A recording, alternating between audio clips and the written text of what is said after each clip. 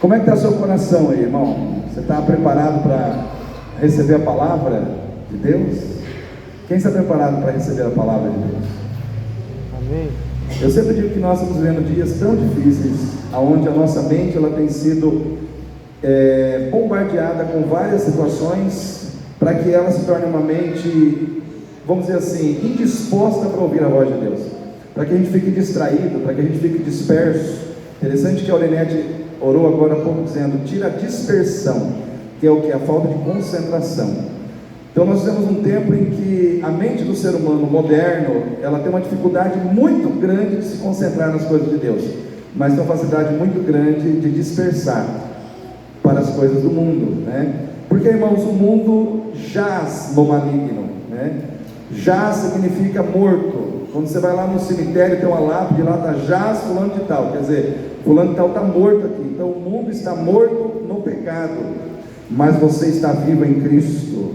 Amém?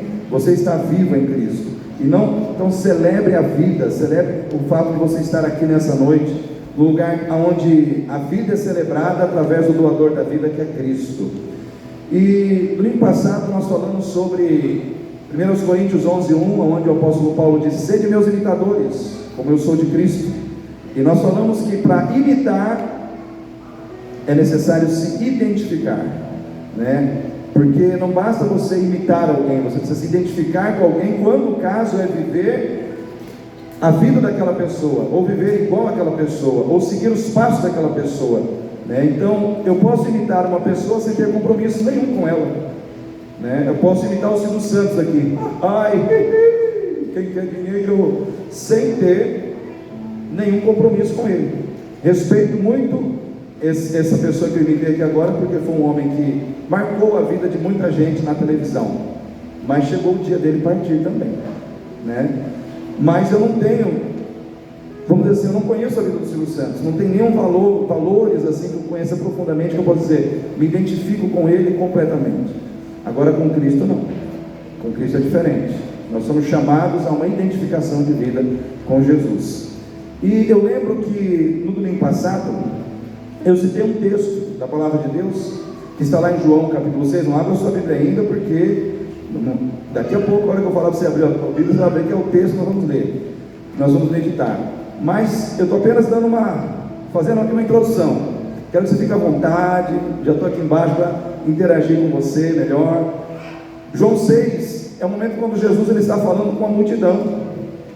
O Mateus, meu filho, bombeiro, baterista, ele trouxe uma palavra muito profunda quarta-feira sobre discipulado pessoal, que hoje a igreja precisa discipular um a um, que hoje muitas vezes aqueles que servem a Deus querem pregar para multidões, mas não querem ter a capacidade de caminhar ao lado de uma pessoa e discipular uma pessoa, para que aquela pessoa cresça e permaneça firme na fé. Jesus fez isso, ele discipulou pessoas andando com elas, mas também ele discipulou multidões, falando com elas e permitindo que aquelas multidões andassem com ele. E aqui no Evangelho de João capítulo 6, havia uma multidão que estava caminhando com Jesus, para quem Jesus já havia multiplicado pães e peixes 2 vezes. E aquela multidão acostumou a andar com Jesus por causa dos pães e dos peixes.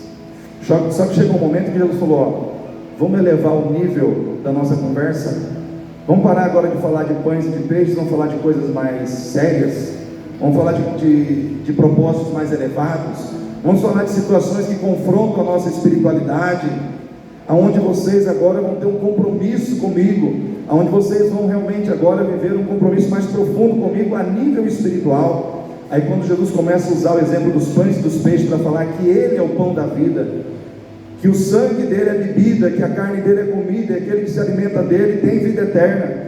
Jesus estava falando do seu sacrifício na cruz, o corpo crucificado, o sangue vertido, e quem se alimenta dessa verdade em Cristo tem a vida eterna. Só que quando Jesus começou a falar dessas coisas, a multidão disse: endura esse discurso. E eles pegaram, deram as costas para Jesus e foram embora. Jesus ele saiu da trivialidade para falar de coisas mais elevadas. E hoje eu quero falar com você de coisas mais elevadas. Eu quero sair do trivial e levar a sua mente, o seu coração, às coisas mais elevadas. Talvez, no momento de começar a pregar a palavra, você vai dizer: nossa, duro esse discurso. E agora? Eu vou embora ou eu fico? Não sei, né? Mas eu vou fazer algumas perguntas teológicas. Eu disse que essa palavra ela seria um pouco teológica. Primeira pergunta teológica. Jesus fez esse confronto com a multidão sobre ele ser a vida eterna, que a sua carne era comida, que o seu sangue era bebida. A multidão entendeu o que ele queria dizer? O que você acha, Jorge? Não entendeu. A multidão realmente não entendeu. Tem muita gente talvez pensou que Jesus estava falando de canibalismo, né? Talvez muitos pensaram assim. Eles não entenderam. Ok, segunda pergunta teológica. Se Jesus é onisciente, se Jesus é onisciente, conhece o coração das pessoas, ele sabia que o povo não entendeu, ele não deveria ter esperado o povo entender para depois confrontar o povo? Eu quero fazer vocês pensar hoje, entende? Eu não quero chegar aqui apenas e jogar a palavra, eu quero que você pense em situações que muitas vezes a gente não pensa. Jesus sabia que o povo não tinha entendido, e mesmo assim ele colocou os propósitos da fé para que o povo pudesse dizer sim ou não para eles. Eu vou responder para vocês, irmãos. Eu quero dizer uma coisa para você nessa noite, guarde isso no seu coração. Nem sempre Deus vai esperar você entender as coisas para que Ele possa te confrontar. Entenda o que eu vou te dizer. Nem sempre Deus vai esperar que você entenda, ou que você esteja apto a entender as propostas da fé em relação aos propósitos espirituais que Ele quer que você viva, que estão estabelecidos na sua pessoa e no seu sacrifício. Porque existem momentos em que o Senhor, Ele não espera que você o siga porque você está entendendo, mas porque você está confiando nele. Porque existem momentos em que o Senhor Ele não quer que você diga: entendi. Ele quer apenas que você diga: Senhor, eu não entendi, mas eu confio no Senhor. Amém, igreja? Vocês estão entendendo o que eu estou dizendo? Às vezes, a sua vitória está simplesmente em confiar no líder espiritual que Deus colocou na sua vida, mesmo quando ele fala coisas, ele faz coisas que você não entende. Quantos me conhecem aqui há 20 anos? Já postrei essa igreja. Uma pergunta: você confia em mim?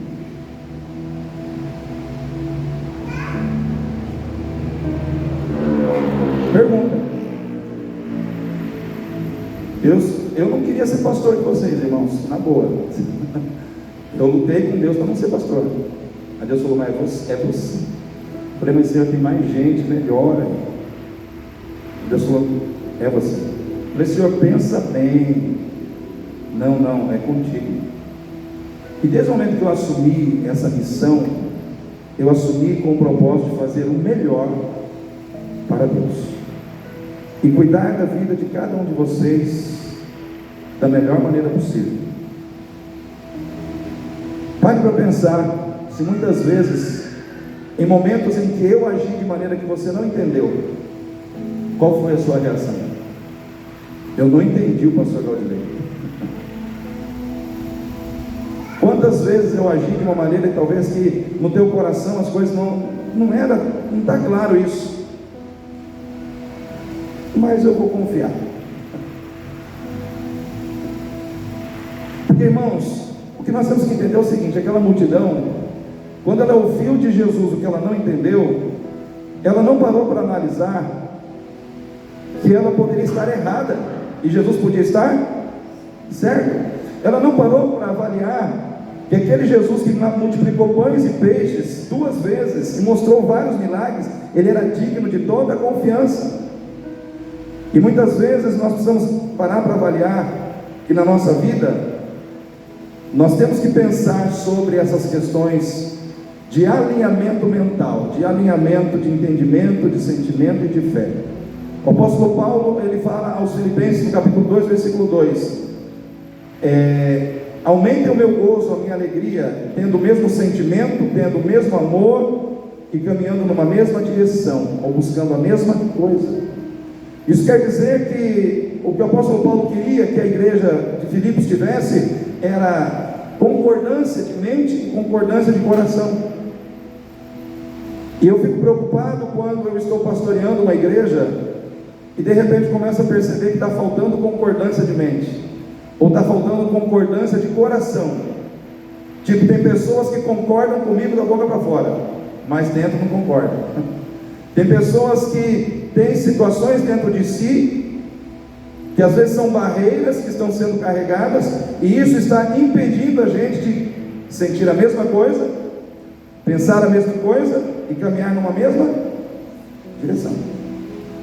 Nós precisamos entender se nós temos o mesmo entendimento sobre assuntos fundamentais da fé. Mas pastor, não é permitido a gente divergir? Ô irmãos, a gente pode divergir em muitas coisas, principalmente em gostos pessoais. Por isso que na igreja tem palmeirense, corintiano, flamenguista, e a gente vive bem, ninguém se mata, amém? Gosto pessoal, gosto por time.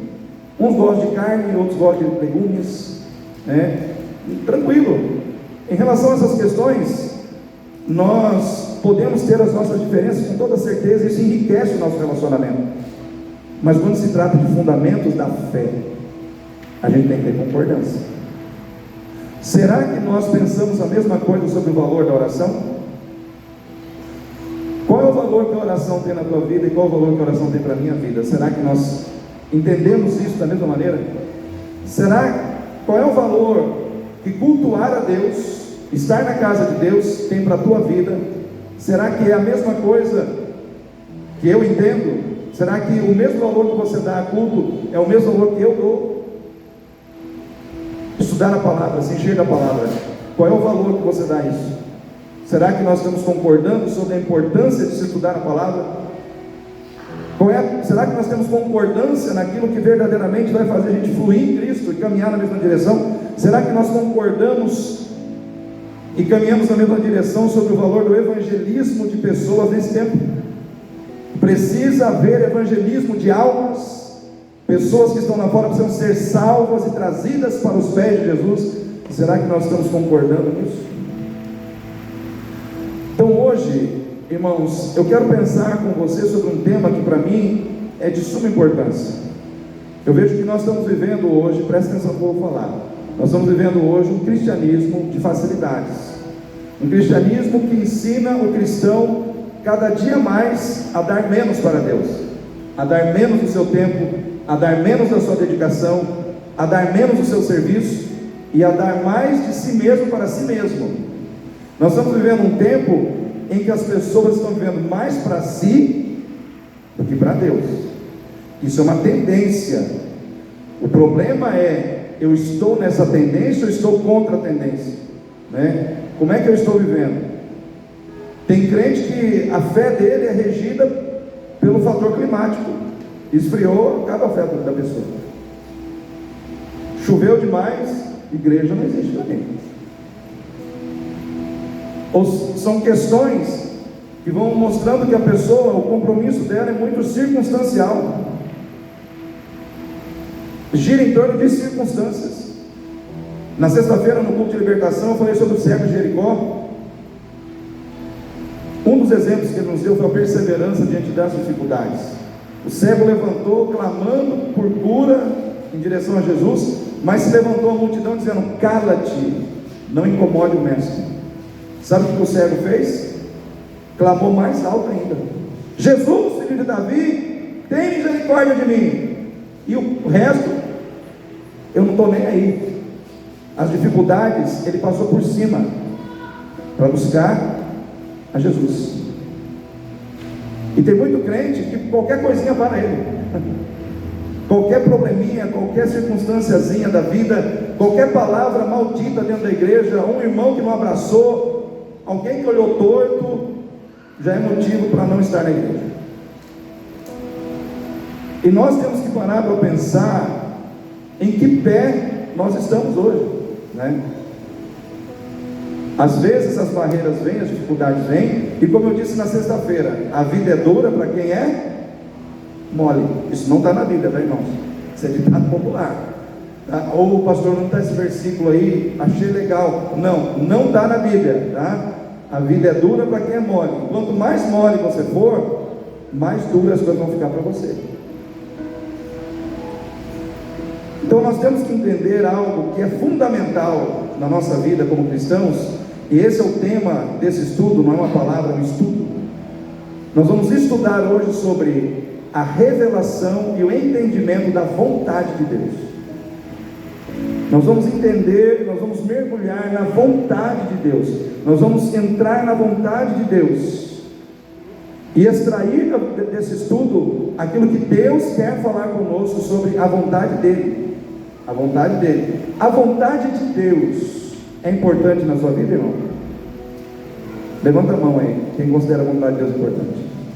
Muito bem. Então agora você vai abrir em Romanos, capítulo 12, versículo 1. Romanos 12, 1. Esse texto aqui é um dos textos que, para mim, é um dos textos mais teológicos, mais profundos. Nesse texto, aqui fala de culto racional. Só aí já dá um sermão. Culto racional. Aqui nesse texto fala de não se conformar com o mundo. Aqui nesse texto fala de sacrifício vivo. Irmãos, são tantas coisas, são tantos elementos profundos que a gente precisa entender, que fazem parte do experimentar a boa, agradável e perfeita vontade de Deus. Então em Romanos 12, Romanos capítulo 12, versículo 1 diz assim: rogo-vos, pois, irmãos, pela compaixão de Deus, que apresenteis os vossos corpos em sacrifício vivo, santo e agradável a Deus, que é o que, irmãos? O vosso culto racional. E não sede conformados com este mundo, ou não vos conformeis com este mundo, mas sede transformados, ou transformai-vos pela renovação do vosso entendimento, para que experimenteis qual seja a boa, agradável e perfeita vontade de Deus. Amém, igreja? Quem quer experimentar a boa, agradável e perfeita vontade de Deus? Irmãos, a vontade de Deus, nesse texto aqui, algumas verdades já saltam aos nossos olhos. Primeira verdade é que a vontade de Deus, ela nos apresenta três características marcantes. Ela é boa, agradável e perfeita. Então a vontade de Deus, ela é boa, agradável e perfeita. Mas a outra verdade que nos é relatada nesse texto aqui é que é da vontade de Deus que nós experimentemos a sua vontade. É desejo do coração de Deus que eu e você, como cristãos, você homem, você mulher, experimente a vontade de Deus. Por isso está, para que experimenteis. Ou seja, Deus quer que você experimente a vontade dele. Deus quer que você experimente aquilo que é bom, aquilo que é agradável, aquilo que é perfeito dentro da sua vontade. Então é desejo do coração de Deus que nós experimentemos a vontade dele. Porém, irmãos, algumas coisas nós temos que entender sobre a vontade de Deus, no sentido de compreender que essa vontade que se manifesta, o que é apresentada para nós como boa, perfeita e agradável, muitas vezes ela é emblemática, ela é difícil de você compreender quando nós, presta atenção, quando nós começamos a interpretar bom, agradável e perfeito segundo os nossos interesses. Quando nós começamos a interpretar bom, agradável e perfeito segundo o que nós queremos, segundo os nossos projetos. E nós temos que entender que a vontade aqui não é a vontade do homem, é a vontade de Deus. E por que muitas vezes, quando nós esperamos a boa, agradável vontade de Deus segundo os nossos interesses, ela não acontece e a gente se frustra? É muito simples, porque nem sempre o que Deus quer é o que nós queremos. Amém? Nem sempre existe um alinhamento. Nós falamos de alinhamento no início, né? Nem sempre a minha vontade e a de Deus estão em perfeito alinhamento. Às vezes Deus quer uma coisa, eu quero outra. E aí quando isso acontece, eu começo a achar que a vontade de Deus é ruim. Aí eu começo eu corro o risco, irmãos, de muitas vezes como crente, como cristão, mal interpretar a vontade de Deus e até mesmo me afastar de Deus, porque não estou entendendo o trabalhar de Deus na minha vida, não estou entendendo o trabalhar de Deus no entorno da minha vida. E eu tenho um exemplo marcante para você que está lá no Evangelho de Lucas, no capítulo final, quando fala dos caminhantes de Emaús. Quem conhece a história dos caminhantes de Emaús? Está lá no Evangelho de Lucas, né? Bem no capítulo final ali. Ali fala que 2 homens, eles saíram de Jerusalém em direção a Emaús, tristes, cabisbaixos, desanimados da vida, porque na visão deles, irmãos, a vontade de Deus não tinha sido feita. Na visão deles, a vontade de Deus havia fracassado. Por que, irmãos? Porque eles haviam entendido de forma errada aquilo que o Senhor revelou a eles. Eles entenderam que Jesus veio para ser um libertador político, para ser um libertador que libertaria a nação de Israel do poder dos romanos, que Jesus seria um grande líder, que levantaria de novo a nação de Israel diante das outras nações. Só que de repente eles olham para aquele grande líder, aquele homem que estava acima da média, aquele homem que fazia milagres, aquele homem que curava enfermos, aquele homem que multiplicava pães e peixes, aquele homem que aparentemente parecia ser intocável, invencível. De repente aquele homem que tinha todas essas características marcantes na sua vida, ele é preso, ele é surrado, ele é zombado, ele é chicoteado, ele é cuspido no rosto, e por fim ele é pregado numa cruz. Aí eles olham para tudo aquilo e falam: isso não pode ser a vontade de Deus, isso não é a vontade de Deus. E eles começam então a caminhar para Emaús, desanimados da vida, tristes, porque na visão deles a vontade de Deus não foi feita. Só que no meio do caminho, aquele Jesus que morreu ressuscita e se coloca do lado deles e começa a caminhar com eles. E quando eles chegam num local, numa estalagem, no partir do pão, eles olham para aquele homem e reconhecem que aquele homem que partiu o pão era o Senhor Jesus, que havia morrido, mas agora estava vivo. E eles então começam: não, peraí, a vontade de Deus se cumpriu, nós estávamos enganados, a vontade de Deus foi feita, Ele ressuscitou dentre os mortos. Irmãos, e muitas vezes isso acontece com a gente, porque às vezes a gente, pelo nosso entendimento errado, a gente espera que a vontade de Deus se cumpra de uma forma, e de repente Deus está trabalhando ela de uma outra maneira. Nós estamos esperando no material e Deus está fazendo no espiritual. Porque ali, irmãos, eles estavam esperando um líder no material, mas Jesus ele veio para fazer um milagre na vida espiritual daqueles homens. E o Senhor não ia abrir mão da vontade dele para fazer a vontade deles, porque a vontade do Senhor era muito maior. Amém, irmãos? Muitas vezes isso acontece com a gente. Às vezes a gente não entende direito o que Deus está fazendo e a gente começa a achar que a vontade de Deus não está acontecendo porque não está acontecendo como eu queria. Quando não estiver acontecendo do seu jeito, alegra o teu coração, porque coisa melhor está vindo aí. Coisa melhor está vindo sobre a tua vida. Bênçãos maiores estão vindo sobre você, porque se não está acontecendo do jeito que você quer, está acontecendo do jeito que Deus quer. E o que Deus quer é melhor do que o que você quer. Amém, queridos? Segunda situação, a vontade de Deus também nos ensina que Deus, Ele cria muitas vezes propósitos abençoadores e edificadores por trás de situações desagradáveis. Muitas vezes Deus, Ele quer estabelecer a sua vontade agradável, nos fazendo passar por situações desagradáveis. Pastor, onde é que está isso, pastor? Está lá em Tiago, capítulo 1, de 2 a 4, onde diz assim: tende, porque grande gozo ou grande alegria o passardes por várias provações ou por várias tentações, depende da versão que você tem aí na sua mão, porque a prova da vossa fé opera a paciência ou a perseverança, também depende da versão que você tem na mão aí, paciência ou perseverança. E a paciência ou a perseverança, ela tem a sua obra completa para que sejais íntegros, completos, maduros, não faltando nada em você, não te faltando nada. O que esse texto quer dizer para mim e para você, irmãos?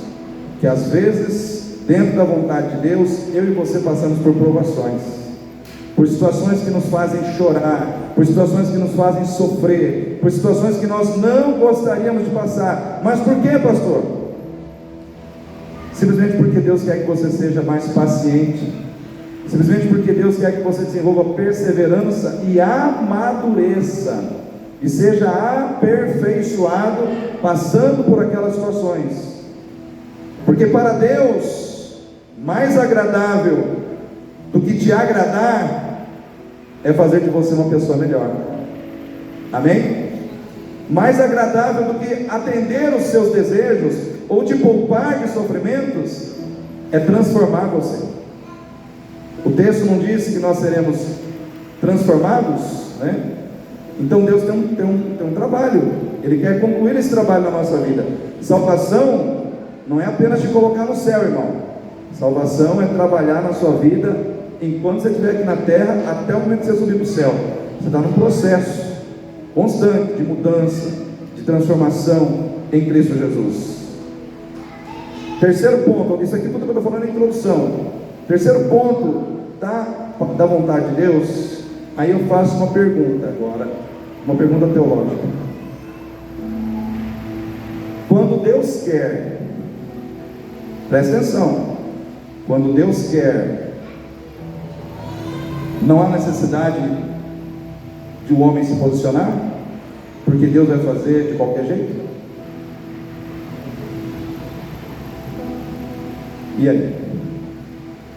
Tem gente que fala assim, se Deus quer, vai acontecer. Quem já ouviu isso?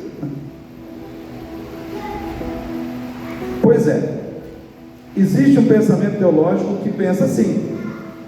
Eu sinto muito em dizer para você que você está errado. Deus, Ele quer, mas para que a vontade dele muitas vezes se estabeleça, alguém na terra tem que se posicionar. Alguém tem que se posicionar, porque senão a vontade dele não se manifesta.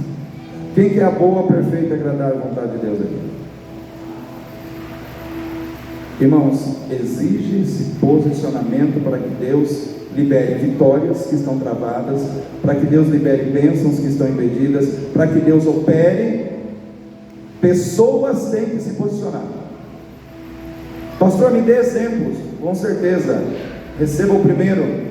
Quando o exército de Israel estava diante de Golias, 40 dias sendo afrontado, Deus queria dar vitória ao povo? Sim ou não, irmãos?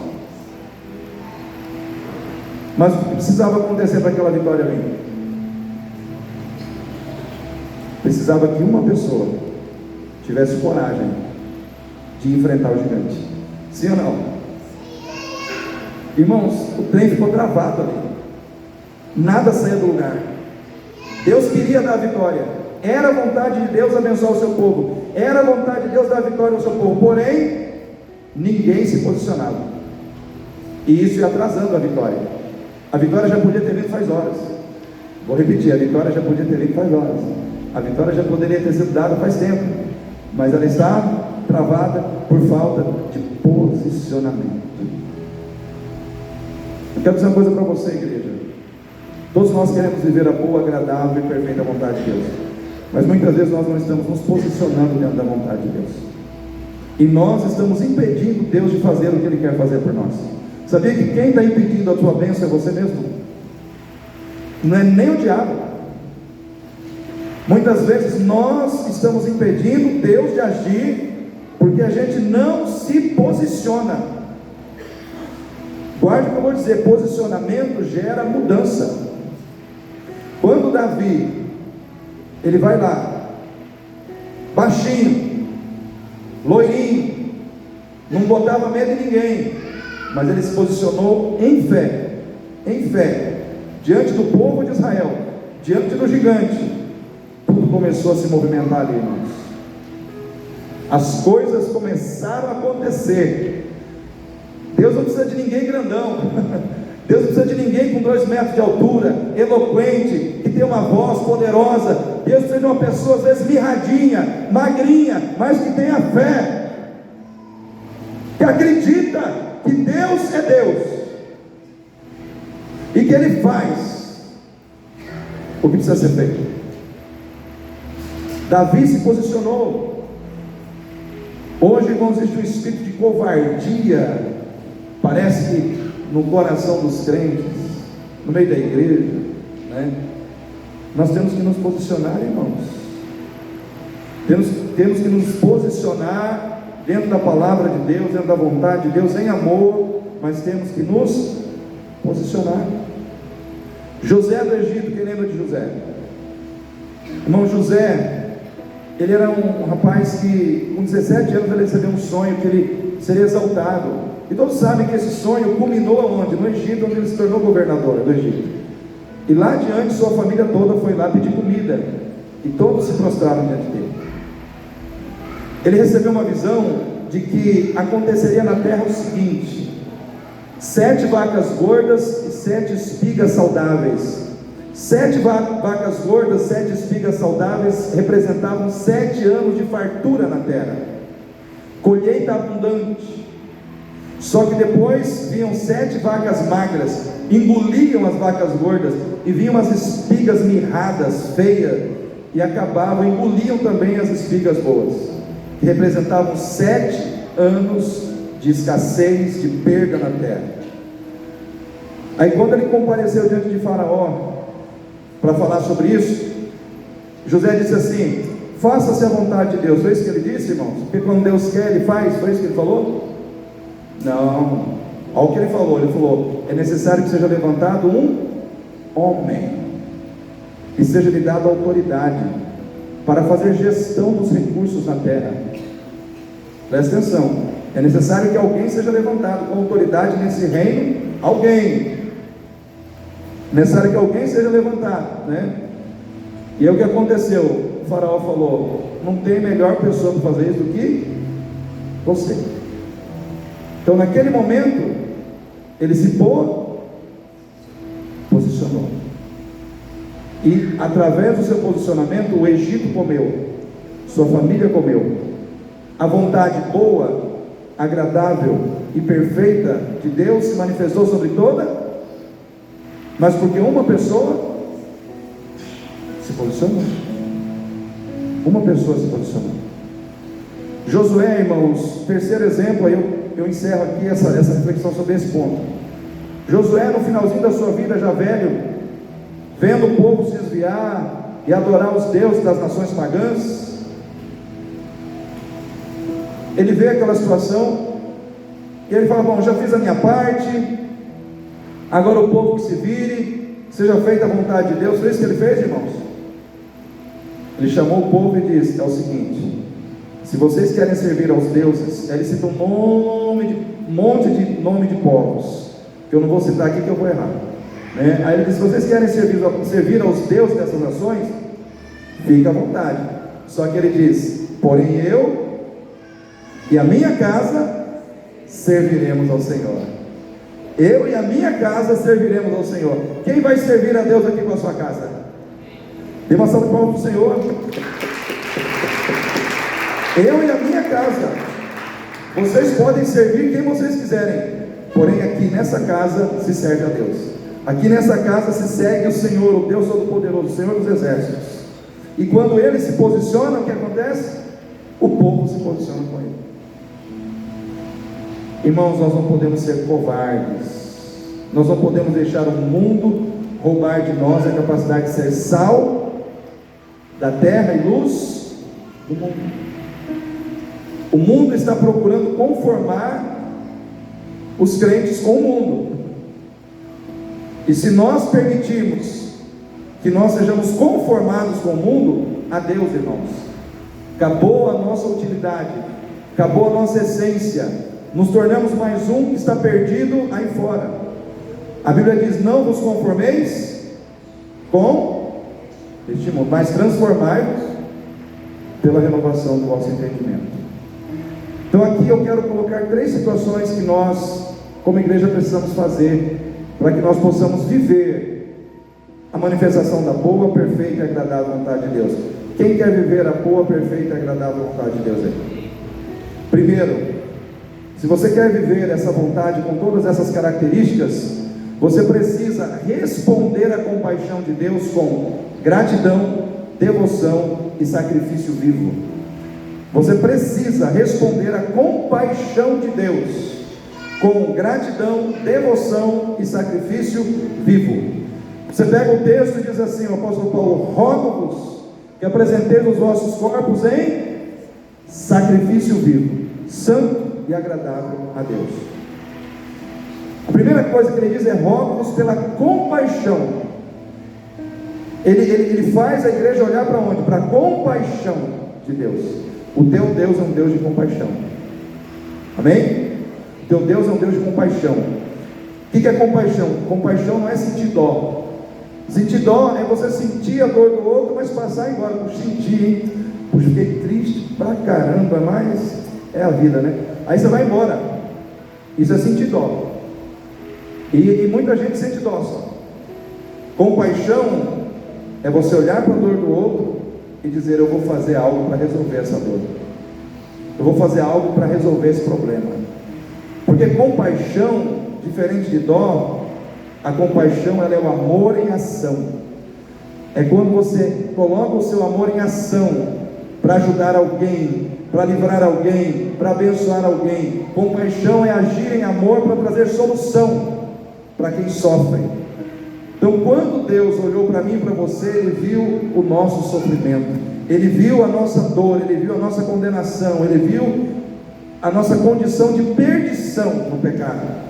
Ele olhou com compaixão para mim e para você e disse: eu não apenas estou sentindo, eu vou fazer o que precisa ser feito para resgatar para mim essas pessoas que eu amo. Como Deus quer que você retribua a compaixão dele? Primeiro, com devoção. O que é devoção, irmão? Devoção é você se entregar em amor para alguém. Isso é se devotar. Então, quando você diz: a minha devoção está em Cristo, você está dizendo: eu me entrego em amor a Cristo. Ele é a pessoa a quem eu adoro, é a pessoa a quem eu venero, Ele é o alvo maior da minha adoração. Isso é devoção. O problema é que muitos crentes estão pegando a sua devoção que deveria ser dada a Cristo, estão dando a sua devoção ao dinheiro. Tem muita gente dentro da igreja que a devoção dele está no dinheiro, porque para ele o dinheiro é tudo. A devoção determina a sua entrega, a sua dedicação.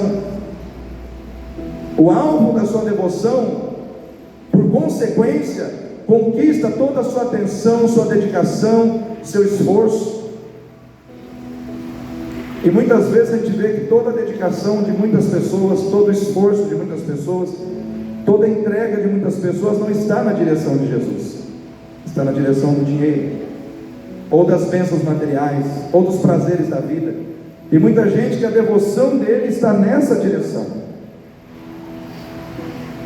E pasmem, irmãos, tem gente que a devoção dele passa a estar muitas vezes numa personalidade humana, num ser humano manchado pelo pecado. O que eu vou comentar aqui não tem vamos dizer assim, nenhuma conotação política, mas apenas uma situação que eu ouvi na época de eleição, lá atrás. Uma pessoa disse assim: se eu tiver que deixar do Lula para estar com Jesus, então eu deixo Jesus. Estou falando porque eu ouvi de uma pessoa que falou isso. Mas se dissesse o Bolsonaro, seria a mesma coisa. Para mim, deixar o Bolsonaro, então eu vou largar Jesus. Só muda o ídolo. O erro é isso. Quem é Bolsonaro? Quem é Lula diante daquele que morreu na cruz por nós? Jesus é digno de toda a nossa devoção, irmãos? Sim ou não, irmãos? Então Ele espera que, por resposta à sua compaixão, você seja devotado a Ele, que você o adore, que você o cultue, que você entregue o seu melhor para Ele. Devoção tem a ver com amor e culto, né? A palavra devoção, ela está atrelada a isso: amor e culto, adoração. Quem é aquele que você adora? Que possa ser Jesus, amém? O que Ele espera de você? Gratidão. Gratidão é você entender que tudo aquilo que você está fazendo, vai fazer, já fez, é pouco diante daquilo que Jesus fez por você na cruz. É você sentir que tem uma dívida de gratidão com Jesus impagável. Tudo que você possa fazer é pequeno.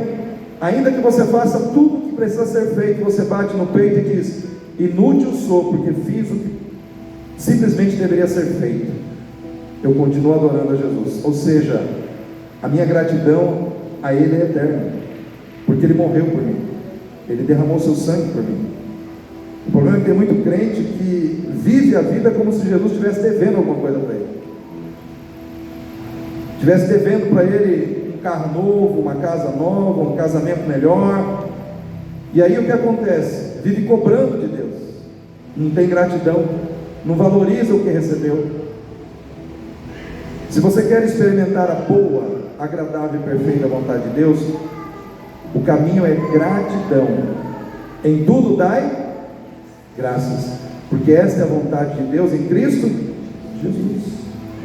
Quando você agradece o que você recebe, você abre um ambiente para receber mais. Amém, igreja?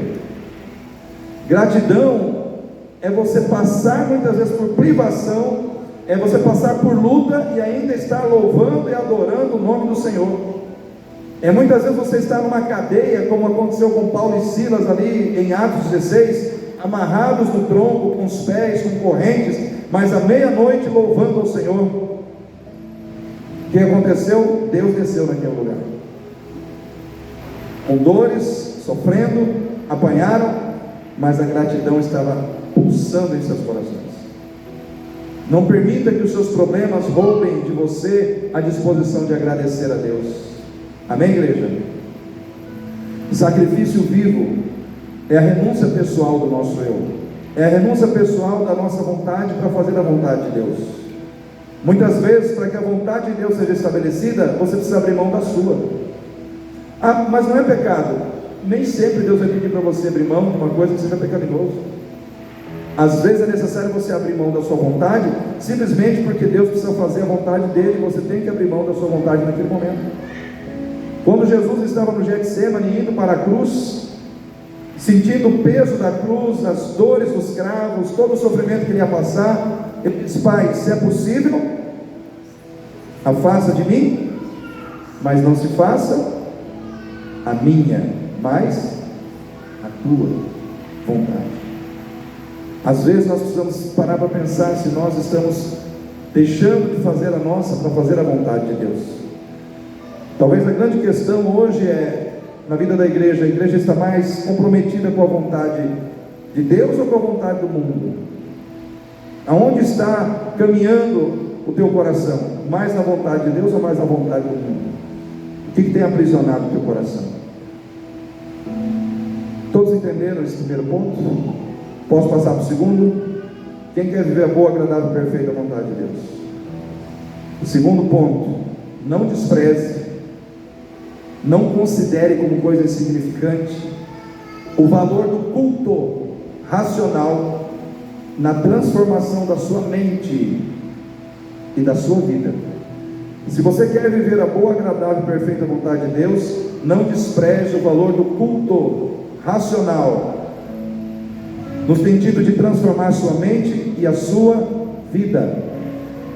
Irmãos, a Bíblia diz aqui em Romanos 12: e não vos conformeis a este mundo, mas sede transformados pela renovação da vossa mente. Deus quer que você pense, Deus quer que você receba a palavra na mente, para que o processo de transformação se desenvolva na sua vida. Nós, irmãos, o projeto de Deus para a nossa vida é sermos transformados. E ninguém que começa a transformar algo, começa a transformação de algo ou de alguma coisa sem saber aonde quer chegar, qual é o resultado final que quer alcançar. Quando nós aceitamos a Cristo, nós entramos nesse processo de transformação que culmina onde? Na estatura de varão perfeito que é Cristo em nossas vidas. Isso está lá em Efésios capítulo 4, versículo 13, para que todos cheguemos à estatura de varão perfeito que é Cristo. A sua transformação, ela vai culminar aonde? Na sua identificação plena e total com Jesus. Só que eu quero perguntar para você aqui: tem alguém aqui que já chegou na estatura de varão perfeito? Ou de varoa perfeita? Eu não cheguei, estou longe, né? Então ninguém chegou, irmãos. Até lá, o que tem que acontecer? Nós temos que ser transformados. Nós temos que ser transformados na nossa maneira de pensar. Nós temos que ser transformados nos nossos sentimentos. Nós temos que ser transformados nos nossos traumas. Tem crente que tem trauma, e nós falamos sobre isso na sexta-feira. O que é um trauma? Trauma é uma situação dolorosa do seu passado, que você volta naquela situação, você lembra, você chora. Você volta naquela situação, você lembra, aquilo dói em você. Isso quer dizer que o trauma ainda está com você. Você lembra, chora. Você lembra, dói. Ainda tem um trauma aí. Transformação é libertação. Transformação é cura. Transformação é mudança de mente, é mudança de vida, é mudança de sentimento, é mudança de caráter, é transformação plena e total. Ele quer fazer isso na nossa vida, mas nós temos que dar a Deus a condição para Ele fazer através do culto racional. O culto racional que está estabelecido aonde, irmãos? Na sua palavra. Irmãos, se a palavra de Deus não te mudar, ninguém mais muda. Não muda.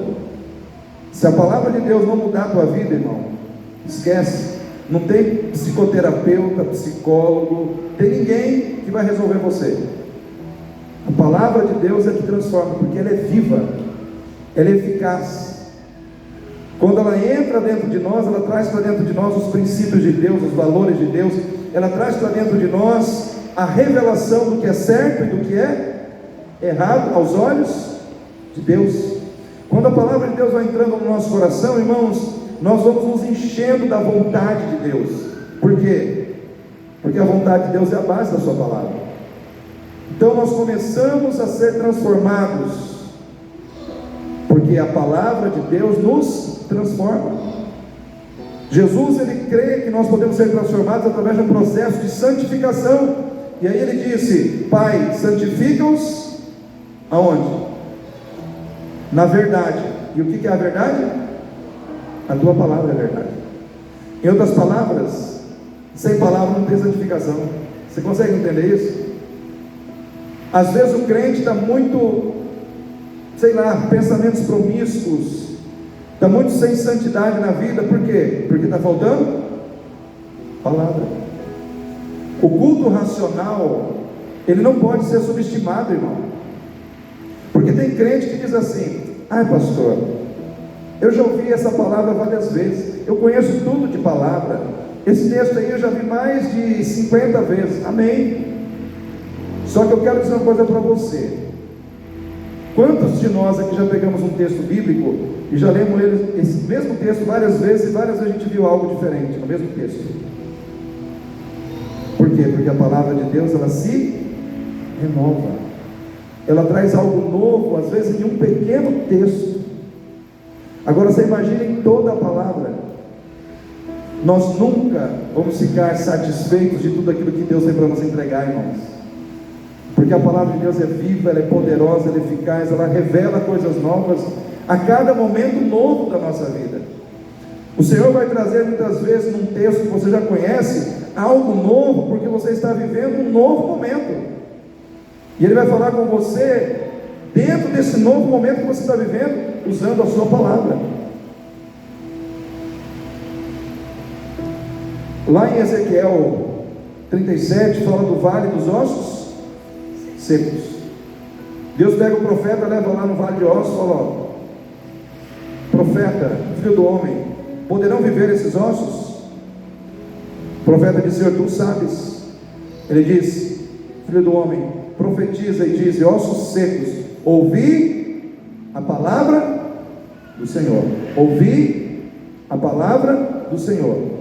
E à medida que ele foi profetizando a palavra do Senhor, foi vindo carnes, nervos, enfim, tudo aquilo que era osso seco se tornou corpos perfeitos, transformados, reconstituídos. Porque é isso que a palavra de Deus faz. Ela coloca no lugar o que está fora do lugar, ela reconstrói coisas que estavam perdidas. Eu vejo que tem muito crente na igreja que está que nem um osso seco, secou a alegria.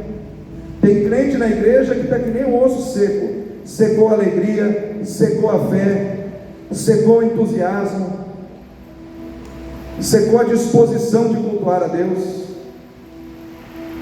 secou, irmão, secou o ânimo da pessoa.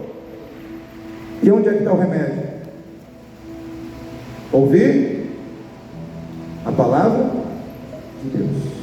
Ouvir a palavra de Deus. Por que muita gente está se afastando da vontade de Deus? Porque está se afastando da palavra de Deus. É simples. Você se afasta da vontade de Deus quando você se afasta da palavra. Tem muita gente fracassando na vida, por quê? Porque não está deixando a palavra de Deus ter mais o lugar que ela tinha no seu coração antigamente. Estão negligenciando a importância de estar na igreja, a importância de cultuar a Deus, e estão se perdendo. O mundo está conformando o coração com o erro. Por quê? Porque a palavra de Deus não tem mais o seu lugar. Muitas vezes, irmãos, a gente tem que ser sincero e reconhecer que a gente às vezes pega a nossa pasta, sabe aquela pasta dos nossos projetos pessoais? A gente pega aquela pasta e joga na mesa de Deus. Deus, está aqui, ó, a pasta com os meus projetos pessoais. Põe a mão aí, Senhor. Abençoe aí todos os meus projetos aí, Senhor. Põe tua mão aí. Só que a gente muitas vezes não olha na nossa mesa a pasta que Deus colocou, que está com os projetos dele para nós. A gente quer que Deus se comprometa com a nossa vontade, mas nós não queremos nos comprometer com a vontade de Deus. Aí a gente quer viver a boa, agradável e perfeita vontade de Deus. Aí é incoerência, irmãos. Por quê? Porque nós não estamos comprometidos com a vontade de Deus. Quem quer viver a boa, agradável e perfeita vontade de Deus? Então faça a vontade de Deus. Se comprometa com a vontade de Deus. Se posicione dentro da vontade de Deus. Nós falamos agora há pouco, se houver posicionamento dentro da vontade de Deus, as coisas acontecem. Se posicionar dentro da vontade de Deus é mais forte que oração, irmão, de libertação. Você pode orar até, mas se você não está dentro da vontade de Deus, as coisas não acontecem. Não acontecem. Nós precisamos nos posicionar dentro da palavra de Deus. Não menospreze o valor da palavra na transformação da sua mente, da sua vida. A palavra de Deus tem poder, e você precisa dessa palavra para que Deus possa transformar você, transformar o seu coração. Amém? Quem recebe? Em último lugar, irmãos, se você quer viver a boa, agradável e perfeita vontade de Deus, não se conforme com o sistema corrompido do mundo, baseado no modelo de vida corrompido. Se você abrir a sua Bíblia em Êxodo, capítulo 34, verso 15, o Senhor vai estar falando ali com o seu povo. Êxodo 34, 15 e 16, diz assim: não façais, portanto, aliança com os moradores da terra. Não suceda em que, prostituindo-se com os deuses deles e sacrificando-lhes, alguém te convide e coma de seus sacrifícios, e escolha esposas para teus filhos dentre as filhas deles. Quando elas se prostituírem, seguindo os seus deuses, poderão levar os seus filhos a se prostituírem também. Irmãos, aqui era o seguinte: o Senhor falava para o seu povo o seguinte: ó, os meus valores são esses. Os valores dos outros povos são esses. Se vocês se misturarem e começarem a fazer o que eles fazem, o que vai acontecer? Vocês vão se corromper, porque vocês vão começar a fazer o que eles estão fazendo. As práticas que são deles vão entrar na vida de vocês, e vocês vão se perder. A corrupção é algo que está muito ligado à cultura de vida. A gente vive no mundo, mas a gente não precisa ser do mundo. Amém, igreja? Eu posso ter um amigo que não é da igreja? Pode. Eu posso ter um amigo que é homossexual? Pode. Problema nenhum com isso. Você só não pode se tornar homossexual. Está entendendo o que eu quero dizer? Ou aprovar isso, né? A sua amizade, ela deve ser restauradora. Deus te colocou na vida dessa pessoa para mostrar para ela Jesus, que pode tratar do seu problema, da sua dificuldade, levar ela a um novo modelo de vida. Mas o problema é quando nós começamos a ter relacionamento com as pessoas do mundo e começamos a praticar as mesmas coisas, a fazer as mesmas coisas. Aí o que acontece? A gente se perde, a gente se conforma com ele. Eu quero dizer para você nessa noite, querido, a vontade de Deus, ela é boa, ela é agradável, ela é perfeita, mas você precisa alinhar o seu coração com ela. Você precisa estar alinhado com o que Deus quer para a sua vida. Deus quer te abençoar, amém? Quem quer ser abençoado por Deus? Basta você entender que o mundo não pode entrar na tua vida. Basta você entender que culto racional não se negligencia. Basta você entender que é preciso se posicionar dentro da vontade de Deus. Basta você entender que muitas vezes você vai passar por situações difíceis, mas não é porque Deus está te castigando, é porque Ele está te aperfeiçoando. Ele está fazendo algo melhor para você. Reconheça que você pode estar recebendo uma bênção por trás de uma situação aparentemente negativa, mas fica firme na sua fidelidade, fica firme na sua fé. Deus, Ele ama a tua vida, por isso Ele trouxe você aqui hoje. Ele quer te levantar, Ele quer te restaurar. Ele não quer te perder para o mundo, irmão. Deus não quer perder você, Deus não quer perder a mim. Por isso Ele fala conosco através da sua palavra. O Senhor Jesus, Ele nos diz através da sua palavra: se ouvides a voz do Senhor, não endureçais os vossos corações. Não endureça o seu coração, abra o seu coração para o Senhor. Se é necessário mudar, mude. Se é necessário rever posicionamentos, reveja. Mas faça um compromisso nessa noite: entre a minha vontade e a vontade de Deus, eu vou ficar com a vontade de Deus. Ficando com a vontade de Deus, você vai ficar com a bênção de Deus sobre a sua vida. Quem já ouviu aquela frase: o melhor lugar para se estar é no centro da vontade de Deus? Quem já ouviu isso? Por quê, irmãos? Porque se você está no centro da vontade de Deus, tudo vai cooperar para o seu bem.